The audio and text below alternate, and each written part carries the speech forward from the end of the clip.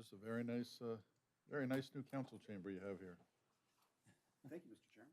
I wish I could claim some credit. All right, thank you very much. We're now live, so I'm going to call the meeting to order, and please follow me in the Pledge of Allegiance. I pledge allegiance to the flag of the United States of America and to the republic for which it stands, one nation, under God, indivisible, with liberty and justice for all.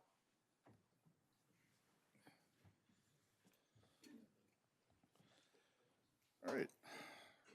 Roll call, please. I have to look over there. Chair Judge. Here. Vice Chair McQueen-Lejeune. Here. Commissioner Anderson. Here. Commissioner Brogy. Here. Commissioner Crosswhite. Here. Commissioner Enegren. Here. Commissioner Engler. Here. Commissioner Halter. Commissioner Levere. Commissioner MacArthur. Here. Commissioner Parvin. Here. Commissioner Tremblay. Here. Commissioner White. Here. Thank you. All right, thank you. Public comments. I have one public comment here with me. So we're going to go with Kristen DeCas. Did I say that right? Dekas? Dekas. Kristen Dekas? She's not here. Oh, you're going to wait till then? All righty. Are there any other public comments that we have? There are no other public comments. All right. We'll move on to item 5, which is Caltrans report. All right. She's right down there.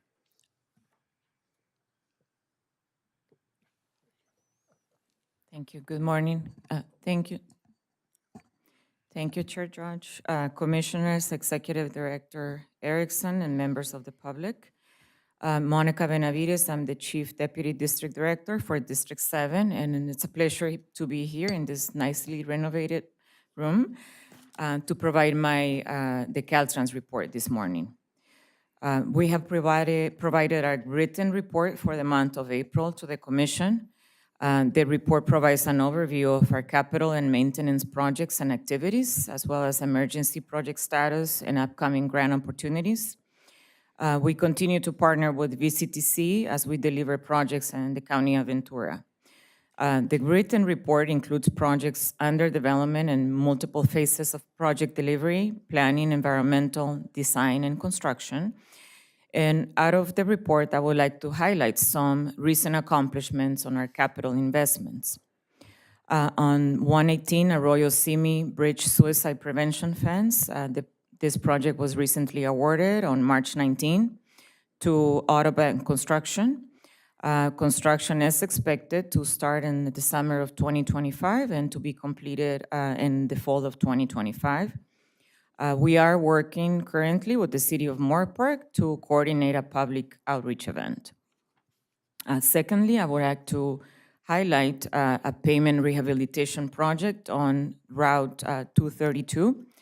The construction contract was awarded this past March 14th to the company Toro Enterprises for a total value of $16.3 million. The project will rehabilitate the pavement on a 4-mile segment of Route 232 from approximately Route 101 to Route 118 in the city of Oxnard. We also have another accomplishment in 150. It's also a pavement rehabilitation project. It was awarded this past March to Granite Construction for a total of $7.6 million. And it will rehabilitate a 3-mile segment of pavement from Route 150 and Bridge Road to approximately Route 126 in the city of Santa Paula. We also continue to work on an emergency projects. I would like to highlight a couple of them. In Santa Paula, as you know, in Route 150, we continue our work on the 3 solder wall piles for slope rehabilitation and stability. This project has achieved substantial completion, and we anticipate to be fully completed with construction in November of this year. Additionally, we continue to work on Route 33 for about 34 miles long, where we're repairing storm damage that happened at this location. We're rebuilding slopes and performing rock scaling work. We anticipate a full opening by June 2025. We had a couple months delayed due to the recent rain activity and the winds that require additional debris removal over a 10-mile stretch, causing some delays. Plus, we had the contractor experience some shortage in material. But we do anticipate to be completed by June of 2025. This completes my report. Thank you. Thank you very much for that report. Great report. Number 6, we'll go to commissioner reports. Do any commissioners have any items or any meetings you may have attended related to our commission activities? Seeing none, I'll move on to our executive director report. Martin? Thank you, Chair Judge, Vice Chair Lejean, and welcome back to Camarillo City Hall, the refurbished Camarillo City Hall. As many of you know, we've been meeting in the Camarillo Public Library for the last year, so it's wonderful to see everyone here in this wonderfully refurbished building. And as you can see, we have some extra seats from the old council chamber, which gives us, as a large commission, a little more space, which is great. But I do want to just first thank the City of Camarillo, City Manager Greg Ramirez, and the staff and the IT staff working closely to accommodate us as we will continue to meet here in the future. You have my executive director's report in front of you. I wanted to highlight a few items on that, but before that, I wanted to just make a few introductions. We have a new finance director. Several of you have met her, Lupe Acero, who will be presenting the budget shortly in a few minutes. But we are thrilled to have Lupe as part of the VCTC team. She's just a little less than 2 months in and presenting the draft budget already, but she joins us from the city of Port Hueneme, where she was the finance director for the last 5 years. But before that, she also worked in the Santa Barbara County Probation Department and had significant financial and budget experience in the private sector, including 16 years at McDonald's corporate, which I was just telling someone earlier I keep asking her questions about because it's a fascinating business model to me. But again, thrilled to have her here. Also, I want to introduce Lindsay DeAndre next to me. She will be representing us in a legal capacity today for Redwood Public Law. Lindsay has worked with VCTC for the last 11 years. I worked with her very closely when I was transit director and executive director. She knows our VCTC team very well. I know several commissioners have worked with her also on different projects. Quickly to the executive director's report. As I noted, I want to acknowledge Chair Judge for becoming the chair of the SCAG Transportation Committee and the advocacy he has continually been doing there on not only our behalf, but on regional transportation and transit projects across the state. And also Commissioner Jenny Crosswhite, who just yesterday was voted by the SCAG Regional Council to have her name sent to the General Assembly for election to the position of second vice president for the SCAG Regional Council. So I know we've had past representation of commissioners on SCAG, but this, I think, is probably some of the highest levels we've had in a while. So grateful for that. I will just note one other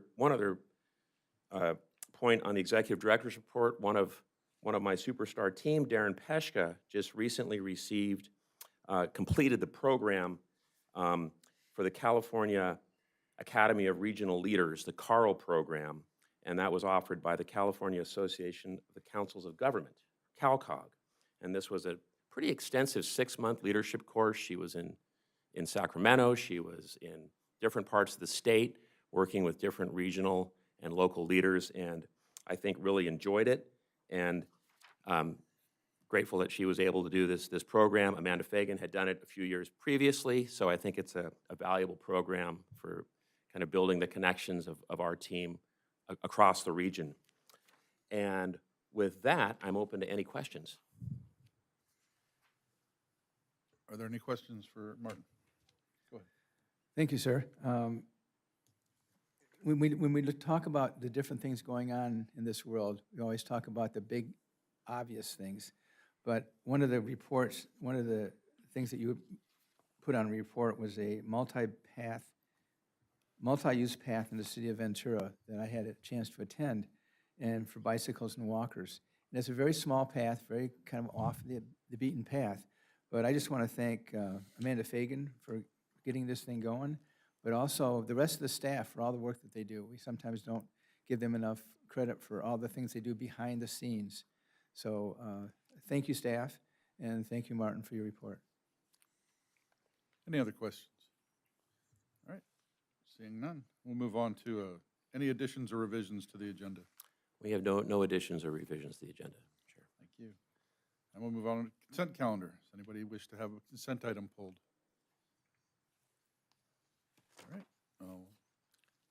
Anybody want to make a I'd motion? move approval, Mr. Chair. Second. Wasn't there a public speaker for 9F? Okay, yes, there is. Okay, for. Yes, So we're gonna. there is a public speaker for 9F, for So we'll item take the public 9F. speaker for 9F right now. That would be Kristen Dekas. Thank you, Mr. Chair, members of the commission. My name is Austin Yang. You didn't look like Kristen. That is kind of nuts. Well, good morning, everybody. Thank you, honorable members of the board and the commission. It's a pleasure to be with you today. And we're here as actually our team. Austin Yang is our CFO, so he's extremely excited to be here and be a recipient under your consideration for this $4 million to support our project. We also have Sasim with us. He's our engineer that's working on the project. And I believe Letitia is here too, our government relations manager. So we're here in full force just to express our gratitude for your consideration of this project. It's $4 million that would support the deployment and infrastructure to support our North Terminal shoreside power system. So we are looking still and moving forward to a zero-emission port by 2030. We do have the $43 million EPA grant that is unfrozen and moving forward, so we're very optimistic. We'll be converting 95% of our equipment to battery electric by that time, and this complements that project so we can plug in all our ships. So thank you very much for your consideration today and for your partnership, and I'd like to commend Martin Erickson for everything he does to support the Port of Hueneme and work with us on trade corridor projects and things to move our county forward in transportation. And I'm sorry I'm late. You were just Thank on you. time. Okay. Thank you. Thank you. Thank you. All right, so we have a motion and a second on consent. Please call for the vote.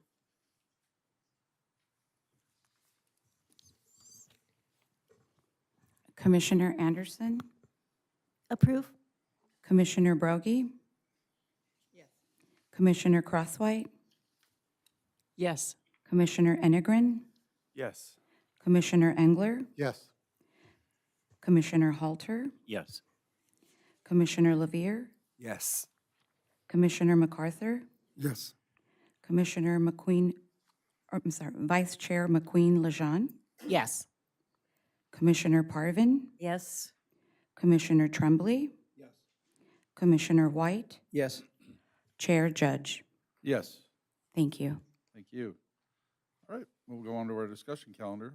The fiscal year 2025-2026 draft budget.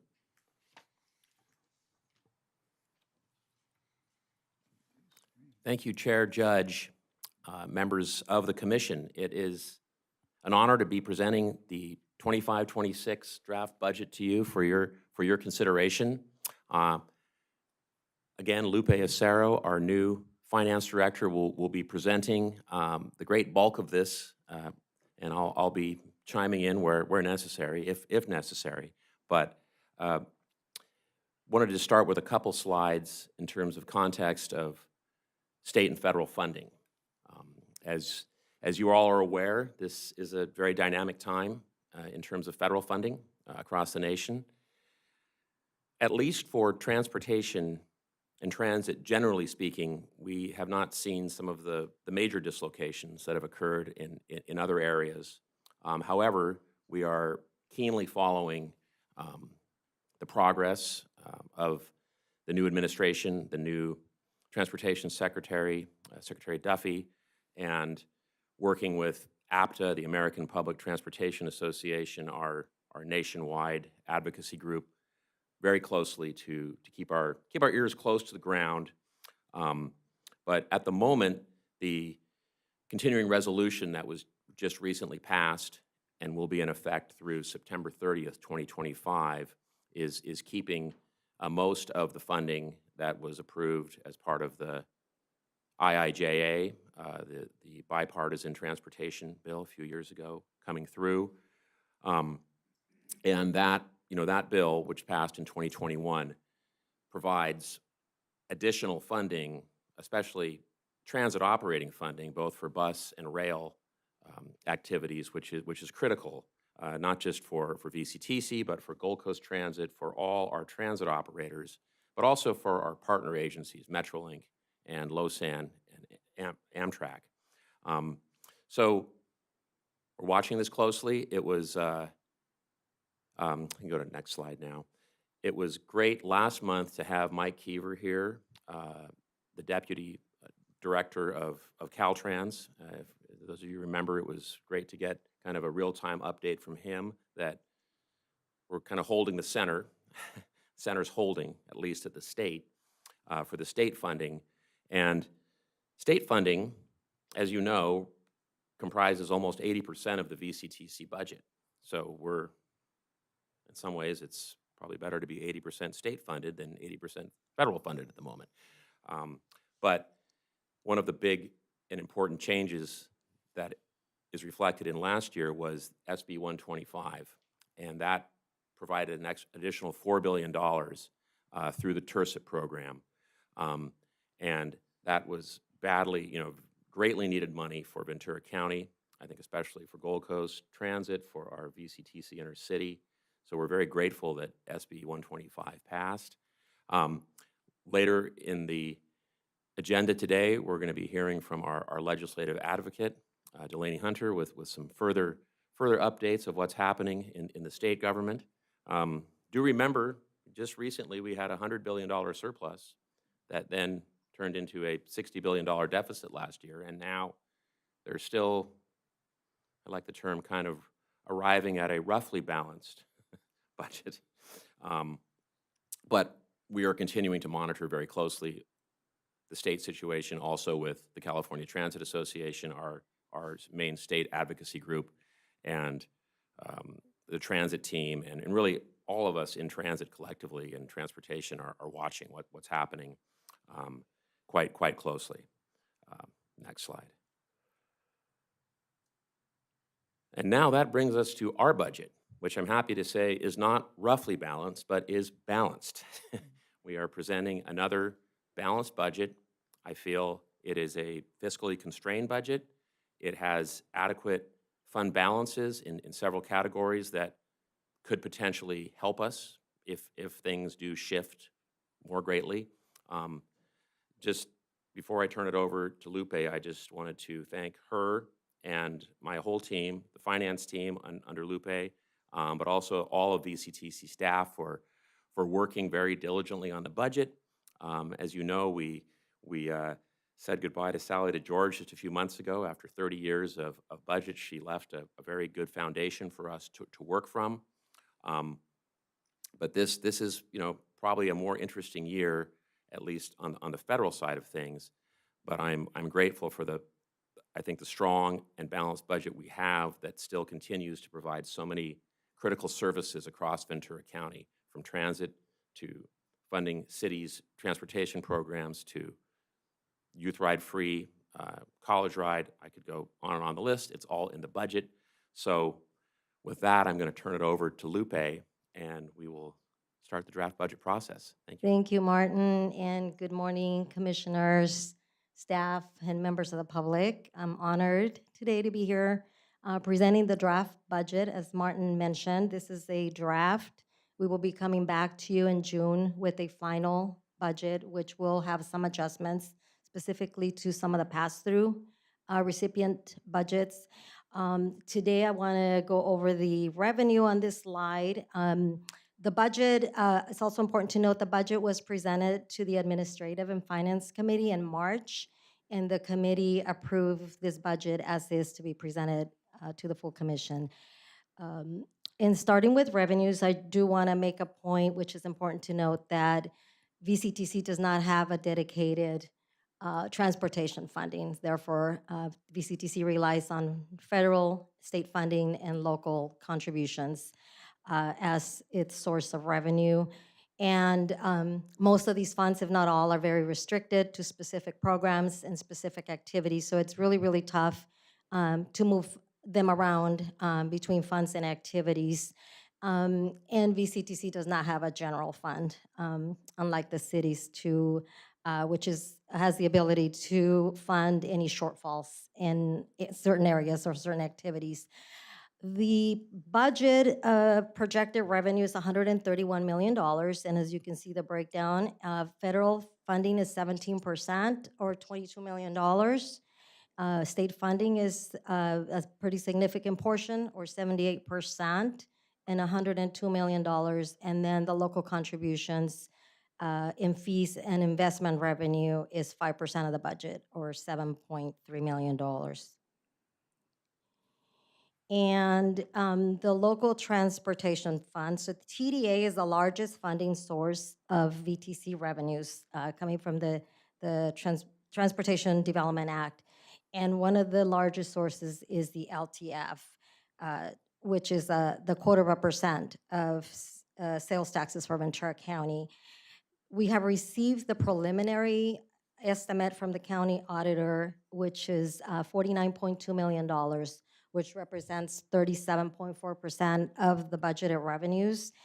The pass-through, this is an increase from prior year, $900,000 increase, or 2%. And the LTF local pass-through is projected at $39.1 million. And this includes the prior year carry-in one-time funds, but the carry-in is lower than prior years. And just to give you a specific example, for fiscal year 23-24, which has now been closed and audited, the difference between the estimate that was provided and the actuals was $2.4 million, so significantly higher, whereas this year they're projecting it to be $900,000, and that's the reason that the carry-in balance is less. I just did want to note, so the chart shows the graph for the last 25 years of LTF revenues. The last 5 years, LTF has grown a total of $13 million in post-COVID. And some of the increases really came after COVID, like in 2021, 2022. There were some significant, it grew by 14% and then 12% the year after. And that was partly due because of the stay-at-home orders. People were staying home, people were spending more, and also all the stimulus checks, right? So people were starting to level off, but if you see the bars were, it's kind of almost set a new level at the 48.5 million mark, where prior to COVID, it was $36 million. So I just wanted to point that out. The next slide shows the STA revenues. And again, this is an estimate, a very early estimate. We received 2 estimates. This one is the first estimate from the California State Controller's Office at $9.7 million, which are 7.4% of the revenues for VCTC, the budgeted revenues. And it is a decrease of $1.7 million versus this fiscal year. So it's about 14% less. I did reach out to the California State Controller's Office, and it is in line where the state is planning overall. And again, it's an early estimate. We'll receive another estimate in August, but it is a little bit of a decrease more than in prior years. And the funds are for transit operations, transit capital projects, and it also provides VCTC a reserve for any anticipated transit-related expenses. And this revenue is the revenue generated from the sales tax on diesel fuel. And so looking at the overall budget, we're presenting to you a draft budget of just under $155 million. And it is a decrease at this point of $24 million versus the current fiscal year. As you can see, some of the largest decreases are in regional transit technology, transit grant administration, the Valley Express, the VCTC Intercity, and regional transit planning. And then we do have some offsetting increases in Metrolink and the Santa Paula branch line, which I'm going to go through those budgets in more detail later in the presentation. VCTC provides different services and responsibilities that are broken down into 3 different categories. And this slide represents the pass-through services. We're projecting pass-through services to be 45% of the budget at this point, which is $69.5 million. And that is mainly the Transit Grant Administration funds that are passed through and the TDA administration. Transit Grant is $22.8 million, and TDA at this point is $46.9 million. The next slide are the regional services, and you can see those are provided via the 9 tasks, and that is also projected at 45% of the budget, or $69.5 million.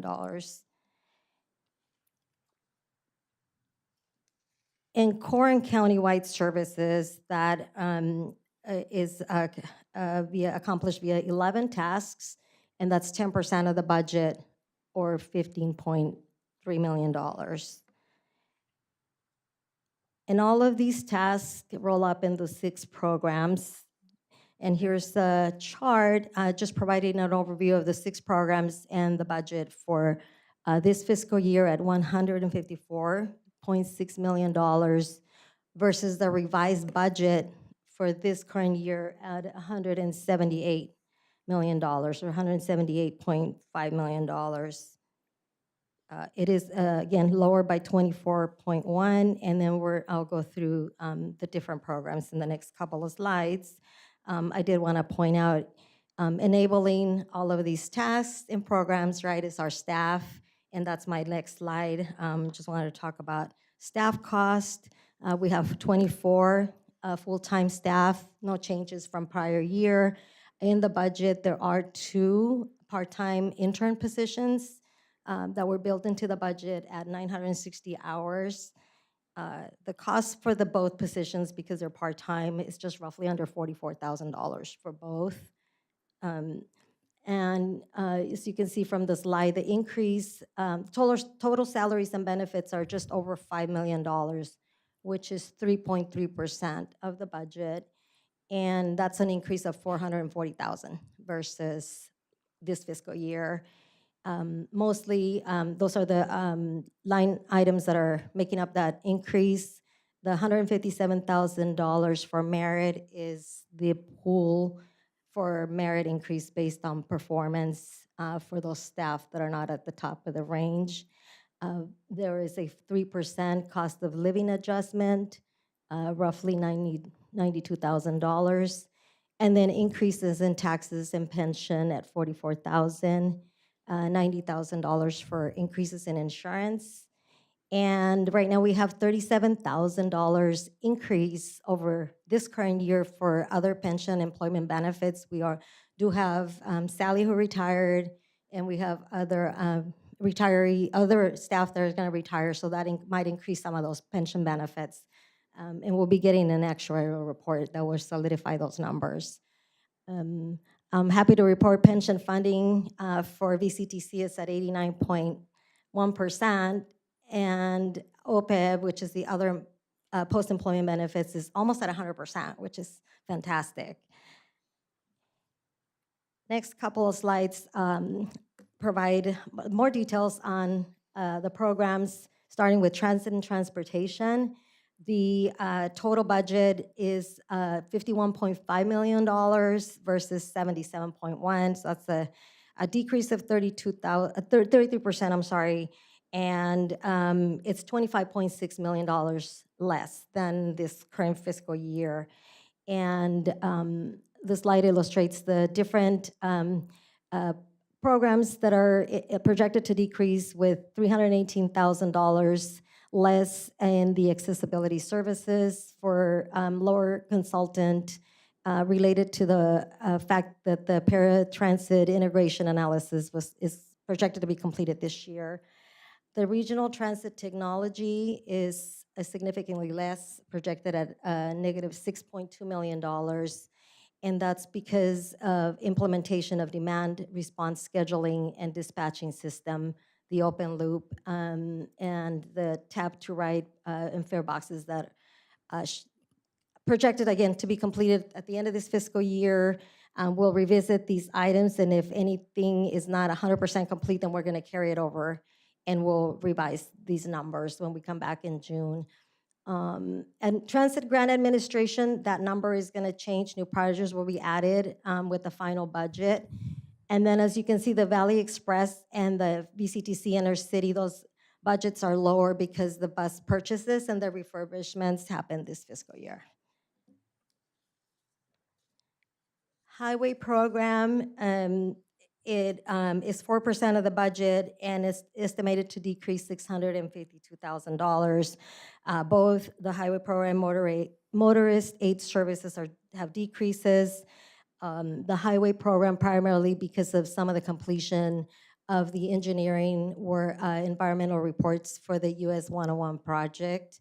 And the motorist aid services, at this point, we're deferring another round of the incident responder grant program until we have further discussion on the call boxes. So that's being deferred to future fiscal years. The rail program, Metrolink commuter rail increasing about $1.3 million, and that's mostly related to the Camarillo Station ADA work, offset by some lower capital rehabilitation projects.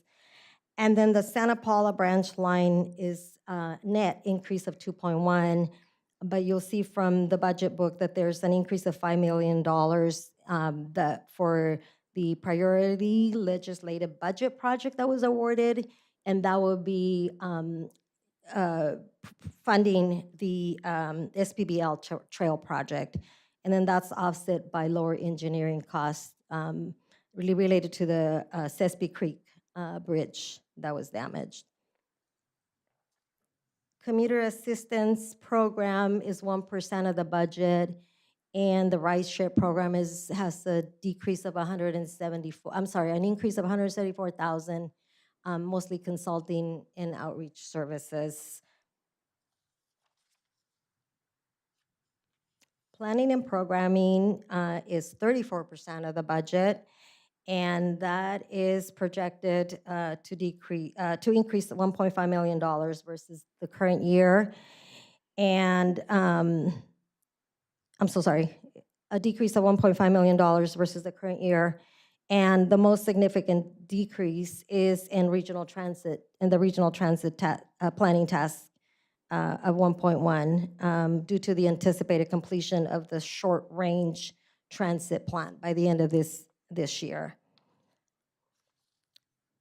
In our last program, general government is 1% of the budget, and it's projected to increase, a slight increase of $16,000, mostly due to staff costs and community outreach. And so here is when we roll up the budget, where we end up, again, just $155 million balanced budget. The fund balance is 17.4 combined fund balance after the reserve adjustments. The available for general use is $1,070,000, and that has a reserve of $50,000.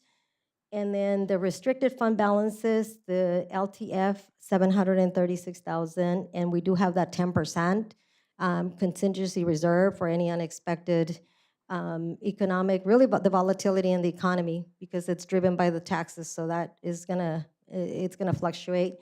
STA reserves are $10.5 million. There's a pretty significant decrease from the budget from last year. The STA funds are used for balance for cash flow, so any grants that we have to pay upfront and then get reimbursed. Metrolink capital projects, the VCTC city, as an example, of the bus purchases. And one thing I wanted to note, we are also funding the bridge reconstruction, and we do expect to receive reimbursement from FEMA. Callaway is. In this year's budget, we have $8.2 million that are expected to be reimbursed back, and will go back to the STA fund once we receive reimbursement. The SAFE program has a balance of 1.4 million, and it has a reserve of 1.5. And state of good repair, 3.6 million, and Santa Paula branch line, $25,000. And that concludes my presentation of the draft budget. Again, we do expect some of the line items in the programs to change, and we'll be bringing that before you in June. I'll take any questions at this point. Are there any questions from commissioners? Jenny? Yes. Just one philosophical question. Yesterday at our SCAG meeting, the business rep was talking about the fact that it's looking a little bit more likely that we could experience some sort of recession at some point.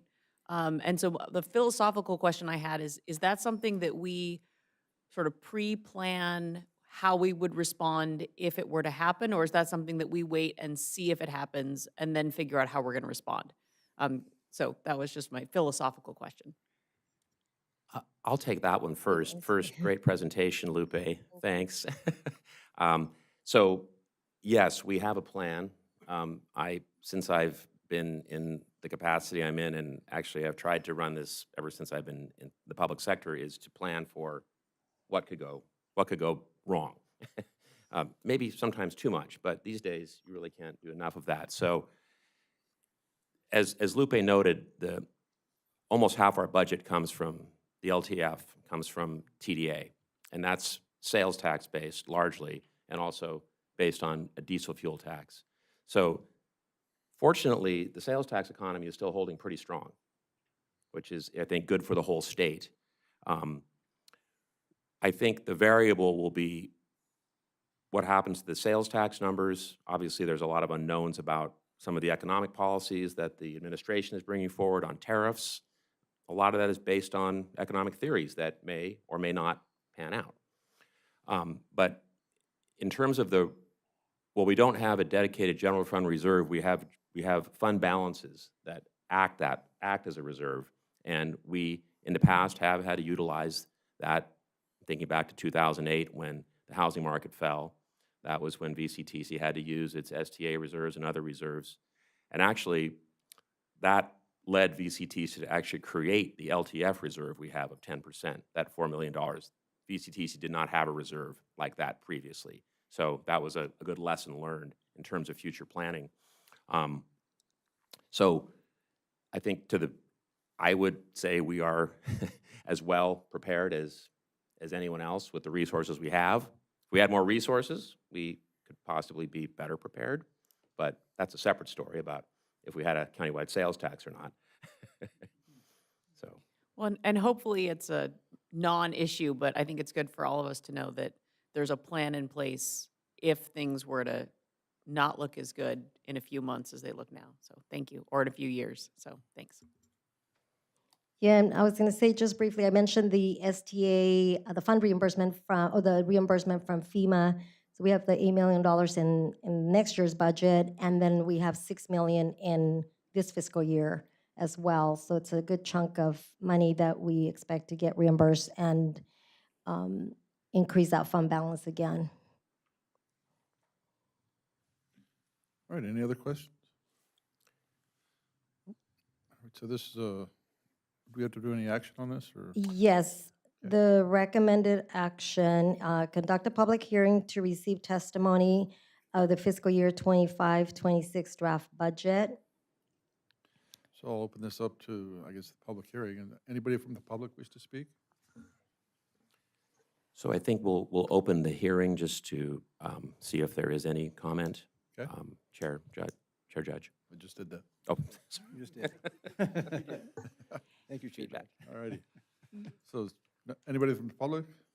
Seeing none. All right, we'll close the public hearing and move to receive. And then receive the fiscal year 2025-2026 draft budget and salary schedule, which is attachment number 1 of this item, and Appendix C of the fiscal year 2025-2026 draft budget.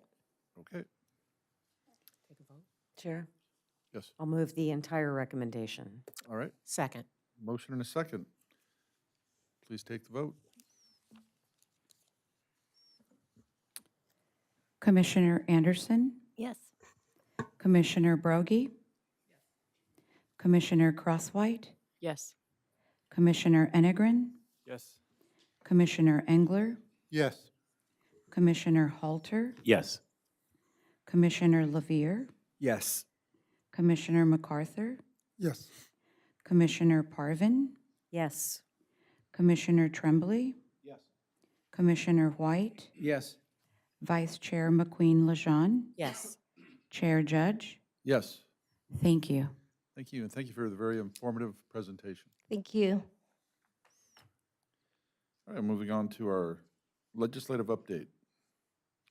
This will be done by Darren. Hello? Thank you, Chair Judge. Good morning, Commissioners. It's been a while since I've been in front of you, so this is exciting to be in these new chambers. I'm Darren Peshka. I'm the Program Manager of Government Community Relations for VCTC. The draft budget is a nice segue into the presentation that we're about to have. I'm going to spare you my own presentation this morning and just introduce our guest, who is Delaney Hunter of Seaside Advocacy. She's our Sacramento advocate. She's represented VCTC for several years in Sacramento, and she'll be giving you an update on the state budget and some other transportation-related issues out of Sacramento.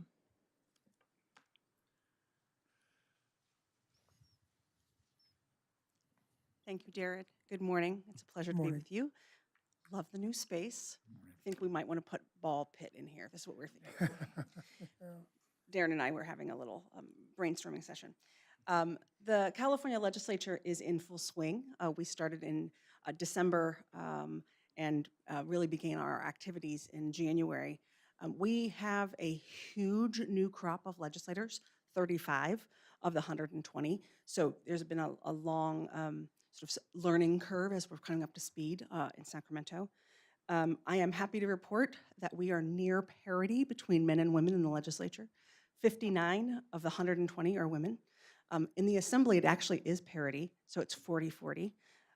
It's actually now 40-39 because we lost a member of the legislature this week. Assemblymember Bill Asaley has been appointed to a lawyer spot in the Trump administration, so we now have an open seat in Riverside, and there'll be a special election. We just did fill another special election, so this is just constant. I'm having to learn new members by the week, which is a hoot. Just a lot of carrying around a book with pictures. Let's talk money, because it's the #1 thing that we all talk about in Sacramento. So we started the January budget season with a small surplus expected in the 25-26 state budget. And by small, we're talking very thin. That is based on income tax revenue coming in higher than expected, but that was prior to the impact of the LA County fires. And so I think we're watching that very carefully. The increases in income tax revenues were up in February significantly, but again, that was prior to the dips in the market that we saw in March, and frankly, well before the dip we saw yesterday. So this is a constant and sort of fluid watching of tax revenues. In addition, there's still questions about whether the state of California will receive reimbursement of fire-related items for LA County, but also sort of the big issue is the fight between Medi-Cal, which is our low-income medical insurance program here, and Medicaid, and whether those dollars will come in as projected or not. The budget did account for some of that, but I think it's bigger than anyone had anticipated, and that could create a huge hole in the general fund. You'll see in the governor's proposed budget moving special fund items that were backfilled by general fund being kind of pulled back. So the proposed budget really is to push as many things to special funds and out of general fund dollars to preserve those dollars for things like Medi-Cal, reimbursement, education, et cetera. I am happy to report that the items that transportation received in previous surplus years have held so far. I'm going to caveat the so far. So the governor's budget did not propose to strip any of those dollars away and maintain, most importantly, the SB 125 money. But again, everything is subject to change. I think this will be a year in which we have a budget that is passed to meet the constitutional deadline and likely modifications through legislative session because of the changing nature of federal policy and tax revenues. So we will be fluid, horribly, again, probably all the way through legislative session. I think a couple of the other things I want to highlight, we're watching big, huge issues around transportation and transit funding because of sort of the changing nature of how we fund transportation. So a couple big things. We have historically funded transportation and transit through gas taxes, both as a per gallon tax and sales taxes on those items. Those are declining for a couple of reasons. One, increased use by EV, and two, fuel economy. So those things are something that we're carefully watching. The state has contemplated replacement items for how to sort of rejigger how we fund transportation.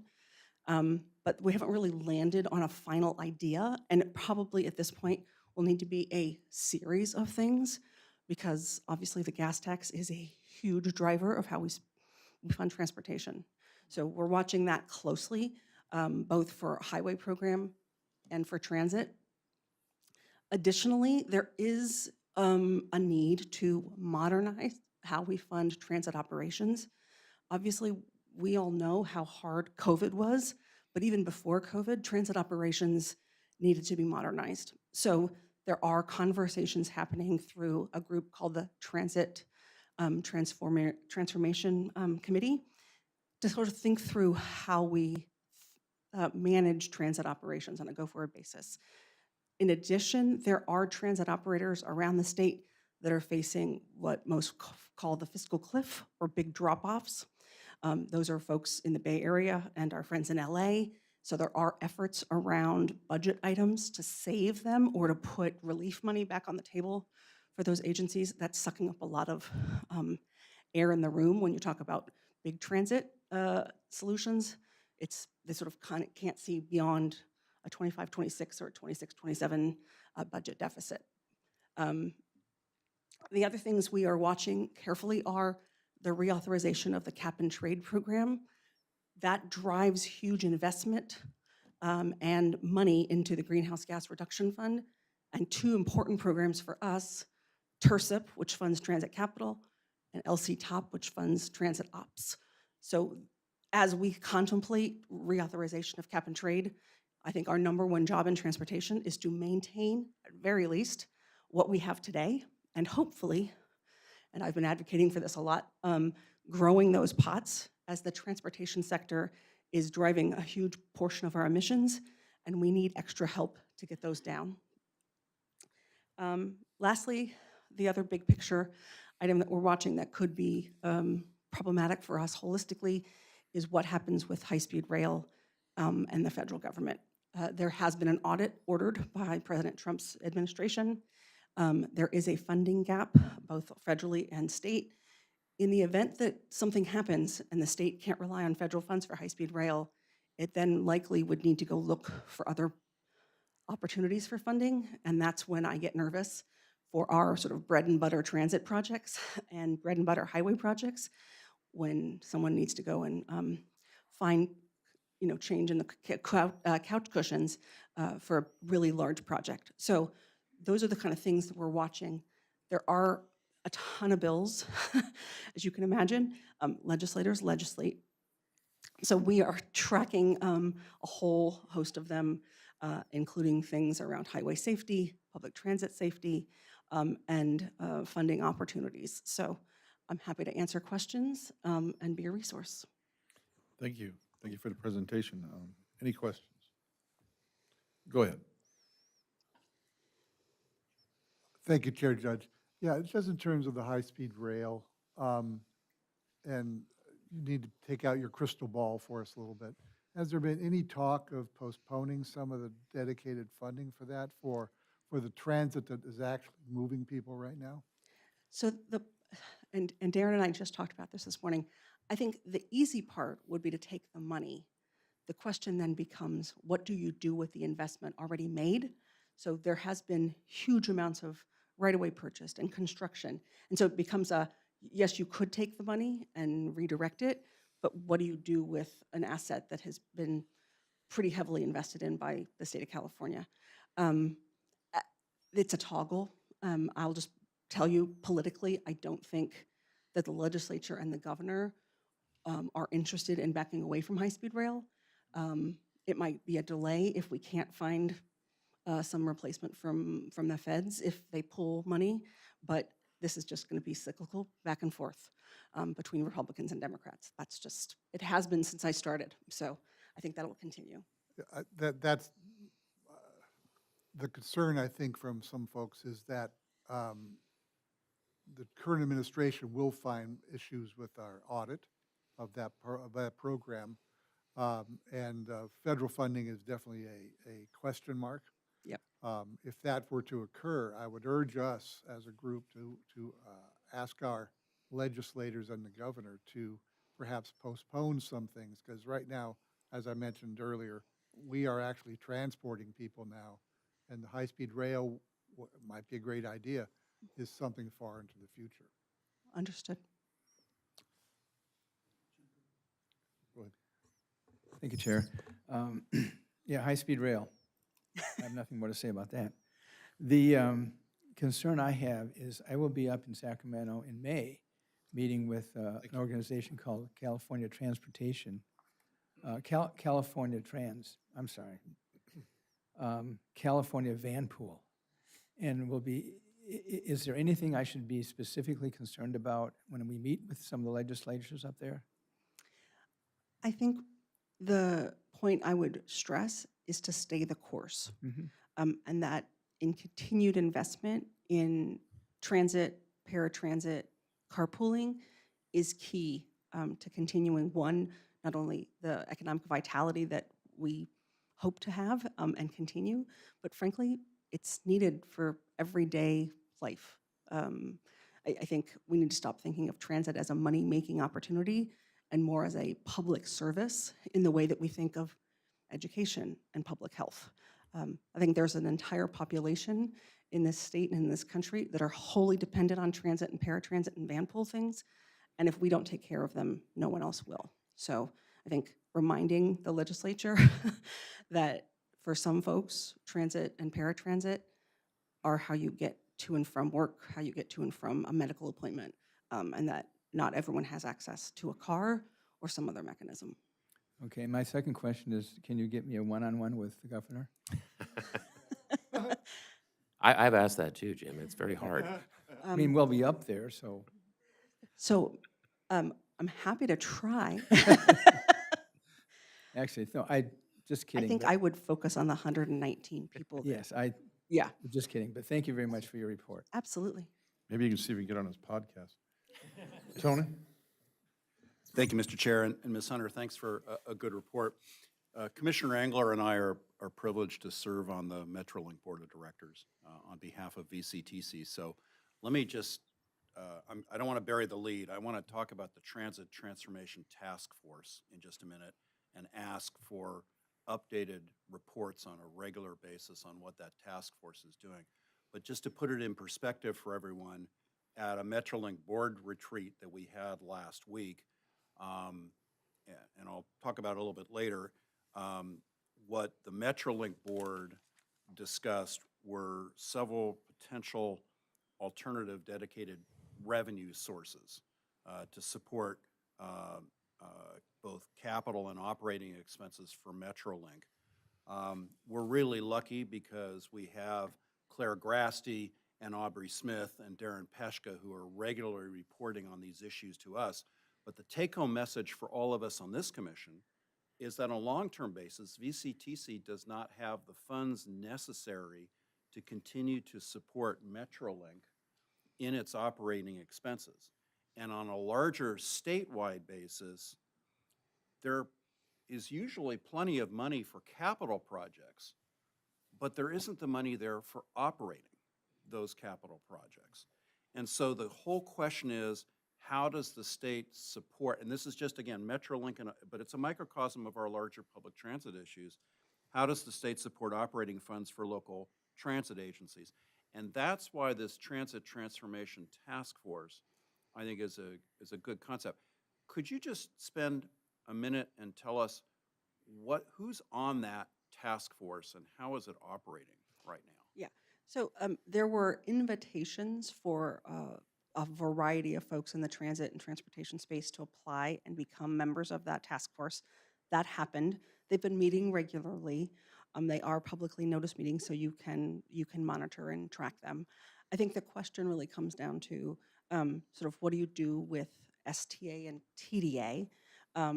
Those acts haven't been modified. Martin, check me. I think since the 70s. It was 1971 TDA Yeah, passed. so before I was born. Proud to say that. Obviously, transit has changed, and the needs around ops have changed. So I think modernization is one thing that they're looking at. I think they are also looking at, because of the way that the funds are generated, do you rejigger how those dollars come into the program, and then how they're used. So those are the kind of the big buckets of things that they're looking at. I think the other thing is they're also looking at, are there other places that are feeding transit operation dollars in, like the LC TOP program, which is funded through greenhouse gas reduction funds. I have been sort of pushing my friends at the California Transit Association and all my transit friends that we ought to be asking for more in LC TOP, right? If there's an opportunity to reauthorize the program and rejigger the spending, should we be asking for more for transit? I think my argument is absolutely we should, and frankly, it's the ops piece that's the hardest, because we can go build a new project, but you can't operate it. It doesn't really give you the reductions in greenhouse gas emissions that you need. So trying to push that. Is the task force, does the governor support the work of the task force, generally speaking? I mean, does it have credibility in the eyes of the governor and the legislative leadership? I think it does, except for that there isn't a thing yet to react to. Well, one of the things that I know the task force is looking at, because we looked at it from a Metrolink standpoint, it's important, we looked at a lot of different types of dedicated revenue sources that Claire and Aubrey in particular are expert at, but it ranged all the way from multi-county sales tax, which of course is a issue in our area, to modifying the TDA, state sales tax, to ride share fees, to payroll transit taxes, to cap and trade, et cetera, et cetera, et cetera. Yeah. I think what my specific ask is that, and of Darren as well, is that we get regular updates as a part, maybe as part of your monthly reports, which are excellent. Mm-hmm. Just what's going on with that task force and the ideas that are floating, particularly though as it relates to what's going on with legislative leadership in both Senate and Assembly side on the Transportation Committee, as well as the governor, and where they're trying to bring this whole issue of how do we improve the supporting operating funds for local transit agencies. Because it impacts us directly here on Metrolink, and you know that I could go on ad nauseum about Metrolink, and I won't. I will spare you that. But it has broader implications for all of our public transit funding, for everything. So if you could do that, I'd Absolutely. sure appreciate that, with the concurrence of the chair and and the commission, just hearing regularly on what's going on with the task force. Thanks, good report. Thank you. If I can just chime in, Claire and I and Aubrey can definitely provide those regular updates on the task force that you're mentioning. Absolutely. Thanks. Thank you. Thanks, Mr. Chair. Any other questions? Seeing none, thank you very much for your report. Absolutely. I was going to say, and you're welcome to come see me anytime in Sacramento. Thank you. All right, we're going to move on to our general counsel reports or agency reports. For the Southern California Association of Government, SCAG, transportation yesterday wasn't very intense. We did have a great panel discussion on new technologies coming forward during our regional council. Again, based on one company was there represented, also there was representative from the city of Los Angeles who handles a lot of their emerging technologies for transportation. The company that was there apparently can build a lot of different trucks, electric, battery-powered trucks to move freight, and they seem to be very confident in their ability to do so. It was an interesting conversation. Still, we don't have very many of the class, I think what were they, Class 8 trucks that move heavy cargo. That's still having an issue, but they're very confident in the fact that they're on track to bring these forward. I can't remember too much else that was really important out of that meeting. Maybe Jenny, you can help me out with that. Not 100% directly transit related, but in our Energy and the Environment Committee, we did have a presentation on general plan safety elements, and their requirements. So if that's something that your city needs to work on still, making updates to that, there was a presentation in the Energy Environment Committee. Those meetings are all recorded, and they're on YouTube as well as the regular regional council meetings, or if you want to watch the Transportation Subcommittee meeting, all of those meetings can be found on the SCAG YouTube page. Thank you. Thanks. I did make a mistake here. I'm going to go with our general counsel report first. No reports from general counsel. That was easy. Thank you. All right. Chair, Judge, just one quick thing from SCAG from yesterday. Sure, go ahead. The Housing Committee, we met and had a good presentation concerning fire safety. And as we all know, the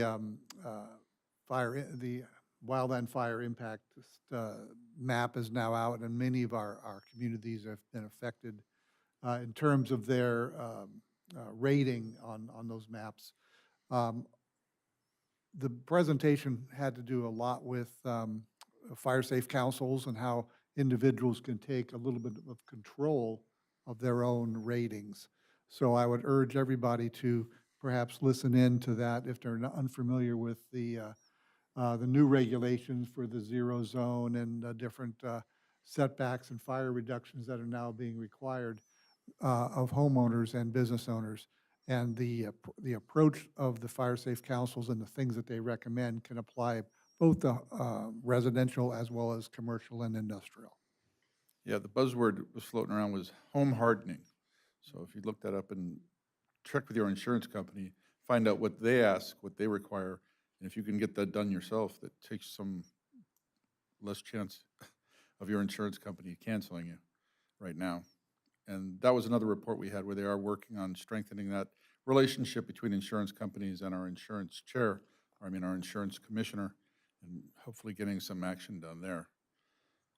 Southern California Regional Rail Authority, Metrolink.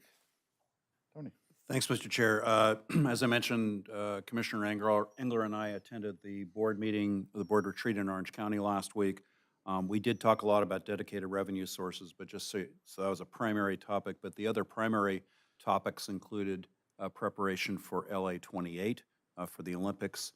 Metrolink is continuing to seek funding, particularly at the federal level, for those efforts. And we also had we had a briefing from both our federal and state lobbyists on what's going on. So this is an interesting presentation to have Ms. Hunter here as well. It was well done. And then finally, we had a briefing by BNSF as a freight railroad. And as we all know, the freight railroads, they are sort of like the 8,000-pound, I don't want this to go in the minutes, but they're the 8,000-pound gorilla. Anyway, they're the big kahuna. And the challenge for Metrolink, for example, is there are freight railroads, there are a certain limited number of slots in terms of rides that Metrolink and other commuter and regional railroads have.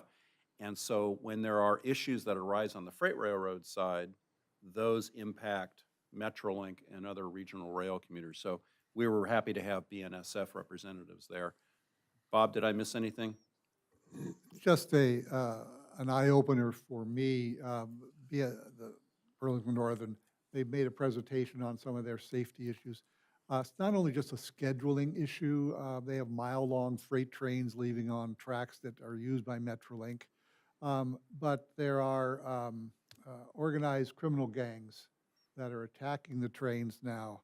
They jump aboard, they have those handheld sawzalls, they cut the brake lines, stalling the trains, a mile of track taken out of service, and then they ransacked whatever items they want to get off that train. So it's some criminal activities going on, it's scheduling issues. Since we share those lines with Metrolink, it's becomes a scheduling issue and a reliability issue for our customers. Thank you. Thank you. Go on to the LoSAN report from Jim White, Commissioner. Thank you, Chair. Speaking of rail, LoSAN, which is the Amtrak Pacific Surfliner that goes up and down 341 miles from San Diego to San Luis Obispo. Lots of stuff going on there, including a lot of work being done that was done with the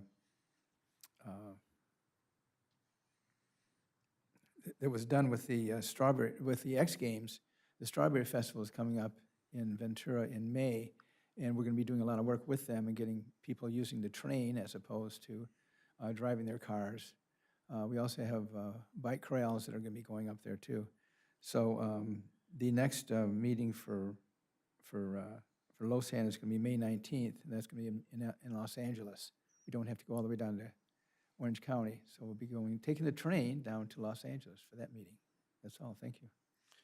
All right, moving right along into the Coastal Rail Coordinating Council. Again, The Commissioner Coastal White. Rail Council is going to be meeting in San Jose on May 16th, and I've been asked to be vice chair of that council, and it's very exciting with all the stuff going on. You talked earlier about the high-speed rail. You talked earlier about what's going on with the money in the state of California, how are we going to get it, where are we going to get it, this kind of stuff. So it'll be an interesting meeting in San Jose, which I'm kind of excited about going up there and taking a look at what's going on up there too, and listening to the people up north, because they have a different view of what's going on as far as the people of us down here in the Southland. That's all. Thank you. Thank you. CalCog, Commissioner Crosswhite.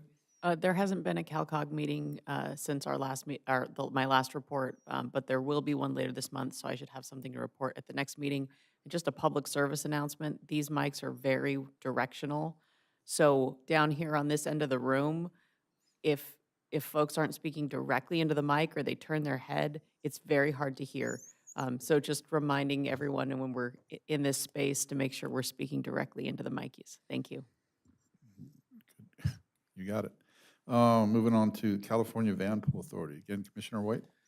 Thank you, sir. I mentioned earlier I'll be up in Sacramento on May 7th and meeting with the 35 new legislators, I wish, but at least a few people to talk a little bit about California Van Pool and how important it is to the people in the community and the farm workers. So that is all. Thank you very much. Thank you. All right, at this time, we're going to move into closed session. Do we still go back in the back room, or how does that work now? Okay. We will be going to the back conference room, Right. as in the past. Does, yep, that's what I was going to say. Does the general counsel wish to say anything? Read it in the record. I would just have the clerk read the closed session items before we adjourn to closed session. Thank you.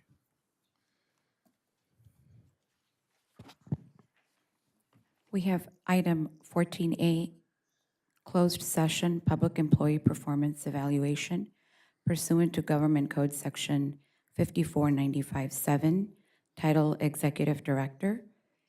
We have item 14B, closed session conference with labor negotiator pursuant to Government Code 5495 7.6. Agency designated representative, Steve Mattis and Lindsay DeAndre, unrepresented employee executive director.